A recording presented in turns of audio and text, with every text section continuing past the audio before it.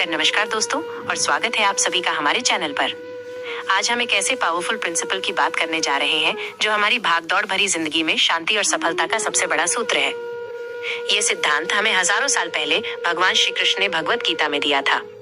Visuals changed to show a serene image of Lord Krishna and Arjuna on a chariot with a calm, focused expression. यह श्लोक है कर्मण्येवाधिकारस्ते मा फलेषु कदाचन। इसका सीधा सा मतलब है तुम्हारा अधिकार केवल कर्म करने पर है, उसके फल पर कभी नहीं। क्या कभी ऐसा हुआ है कि आपने कोई काम शुरू किया हो और काम से ज्यादा उसके परिणाम के बारे में सोचा हो? जैसे अगर ये काम सफल नहीं हुआ तो क्या होगा, या अगर मुझे अच्छी नौकरी नहीं मिली तो? ये चिंता, ये डर अक्सर हमें हमारे काम से भटका देता है और हम अपना 100% नहीं दे पाते। भगवत गीता हमें सिखाती है कि हमारी ऊर्जा और ध्यान केवल हमारे कर्म पर होना चाहिए। जब आप एक विद्यार्थी हैं तो आपका कर्म है पढ़ना। जब आप एक किसान हैं तो आपका कर्म है खेत में मेहनत करना। जब आप एक कलाकार हैं तो आपका कर्म है अपनी कला को निखारना। फल की चिंता करना एक ऐसे बीज के बारे में सोचने जैसा है जो अभी बोया ही नहीं गया। क्या उस बीज का उगना हमारे हाथ में है? उस पर धूप, पानी और हवा का प्रभाव होता है। हमारे हाथ में सिर्फ उस बीज को सही जगह बोना और उसकी देखभाल करना है। Visuals of a seed being planted, nurtured and then growing into a big tree. फल की उम्मीद रखना हमें हमारे वर्तमान से दूर ले जाता है। जब हम लगातार परिणाम के बारे में सोचते हैं तो हम काम में खुशी नहीं ढूंढ पाते। हमें लगता है कि काम एक बोझ है जिसे हमें सिर्फ फल पाने के लिए उठाना पड़ रहा है। लेकिन जब हम कर्म को ही पूजा मानते हैं, जब हम काम को पूरी लगन और ईमानदारी से करते हैं तो उस काम में ही हमें आनंद मिलने लगता है। यही कर्मयोग है जो हमें कर्म और फल के बंधन से मुक्त करता है। Visuals of a focused person working, showing satisfaction on their face. तो इस सिद्धांत को हम अपनी जिंदगी में कैसे लागू करें? 1.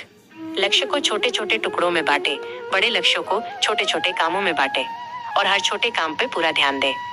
2. वर्तमान पर ध्यान केंद्रित करें। जब आप कोई काम कर रहे हो तो पूरी तरह से उसमें डूब जाएं। माइंडफुलनेस का अभ्यास करें। अपने काम के हर एक पल को महसूस करें। 3. अपनी पूरी मेहनत लगाएं। ये सोचें कि आप अपना बेस्ट दे रहे हैं। परिणाम चाहे जो भी हो, आपके मन में ये संतुष्टि होनी चाहिए कि आपने अपनी ओर से कोई कसर नहीं छोड़ी। 4. परिणाम को स्वीकार करें। सफलता और असफलता दोनों जीवन का हिस्सा हैं। अगर आप सफल होते हैं तो इसे अपनी मेहनत का फल माने। अगर असफल होते हैं तो इसे एक सीख माने और आगे बढ़ें। अंत में ये सिद्धांत हमें सिखाता है कि हम कर्म के दास नहीं बल्कि कर्म के स्वामी हैं। हमारी खुशी और शांति किसी भविष्य के फल पर निर्भर नहीं होनी चाहिए, बल्कि ये हमारे वर्तमान कर्म की गहराई में छिपी है। तो आगे बढ़ो, अपना कर्म करो और फल की चिंता छोड़ दो, क्योंकि जब आपका कर्म सच्चा और ईमानदार होगा तो उसका फल भी उतना ही खूबसूरत होगा। हम सबने अपनी जिंदगी में कभी न कभी गुस्सा महसूस किया है, लेकिन क्या कभी आपने सोचा है कि हमें गुस्सा आता क्यों है? हम अक्सर कहते हैं कि उस व्यक्ति ने मुझे गुस्सा दिलाया या इस परिस्थिति ने मुझे गुस्सा दिलाया, पर क्या सच में कोई और हमें गुस्सा दिला सकता है? या फिर क्रोध की जड़ हमारे अंदर ही कहीं छिपी होती है? Visuals of the Bhagavad Gita's chapters, specifically the part where Lord Krishna discusses anger. आज हम इसी सवाल का जवाब भगवत गीता के एक गहरे सिद्धांत से ढूंढेंगे। भगवत गीता में भगवान श्री कृष्ण ने अर्जुन को बताया था कि क्रोध की शुरुआत कहाँ से होती है और ये कैसे हमें नष्ट कर सकता है। गीता में कहा गया है, क्रोधात् भवति सम्मोहः, सम्मोहात् स्मृति विभ्रमः, स्मृति भ्रंशात् बुद्धिनाशो, बुद्धिनाशात् प्रणश्यति। इस श्लोक का अर्थ है, क्रोध से भ्रम पैदा होता है, भ्रम से स्मृति याददाश्त का नाश होता है, स्मृति के नाश से बुद्धि का नाश होता है और बुद्धि के नाश से मनुष्य का पतन होता है। लेकिन ये तो क्रोध का परिणाम है, तो क्रोध की शुरुआत कहाँ से होती है?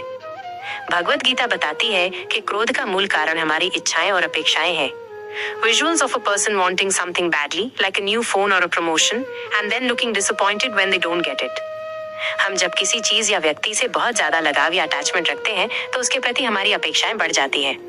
जैसे, मुझे ये नौकरी मिलनी ही चाहिए, मेरा दोस्त हमेशा मेरी बात माननी चाहिए, ये काम मेरे हिसाब से ही होना चाहिए। जब हमारी ये इच्छाएं या अपेक्षाएं पूरी नहीं होती तो मन में एक निराशा और फ्रस्ट्रेशन पैदा होती है और यही निराशा धीरे धीरे क्रोध का रूप ले लेती है। Visuals of a calm person taking a deep breath and a close-up of a person's angry face. तो लोग क्रोध का कारण नहीं होते, बल्कि हमारी अपनी अधूरी इच्छाएं और उन पर हमारा काबू न होना क्रोध का कारण बनता है। इसे ऐसे समझें, 1. इच्छा, आप चाहते हैं कि आपका दोस्त आपसे मिलने आए। 2. अपेक्षा, आप उम्मीद करते हैं कि वो जरूर आएगा। 3. अपेक्षा का पूरा ना होना, आपका दोस्त किसी कारणवश नहीं आ पाता। 4. निराशा, आपको दुख होता है। 5. क्रोध, आप अपने दोस्त पर गुस्सा हो जाते हैं क्योंकि उसने आपकी अपेक्षा पूरी नहीं की। इस पूरी प्रक्रिया में आपका दोस्त सिर्फ एक निमित्त था, असली कारण आपकी अपेक्षा थी। Visuals of a person practicing detachment, smiling even when something doesn't go their way. तो इस क्रोध को कैसे नियंत्रित करें? अपेक्षाओं को कम करें, हर चीज या व्यक्ति को उसके स्वभाव और परिस्थिति के अनुसार स्वीकार करें। वर्तमान पर ध्यान दें, हर स्थिति को वैसे ही स्वीकार करें जैसी वो है, न कि जैसी आप उसे देखना चाहते हैं। इच्छाओं को नियंत्रित करें, ये समझें कि आप हर इच्छा को पूरा नहीं कर सकते। जब आप इस बात को समझेंगे कि क्रोध का कारण बाहर नहीं बल्कि आपके अंदर है, तो आप दूसरों को दोष देना बंद कर देंगे। आप खुद पर काम करना शुरू करेंगे और तभी आप इस विनाशकारी भावना को नियंत्रित कर पाएंगे। तो अगली बार जब आपको गुस्सा आए तो किसी और को दोष देने के बजाय खुद से पूछें, मेरी कौन सी अपेक्षा या इच्छा पूरी नहीं हुई जिसकी वजह से मुझे गुस्सा आ रहा है। Video ends with a call to action. Like, share, subscribe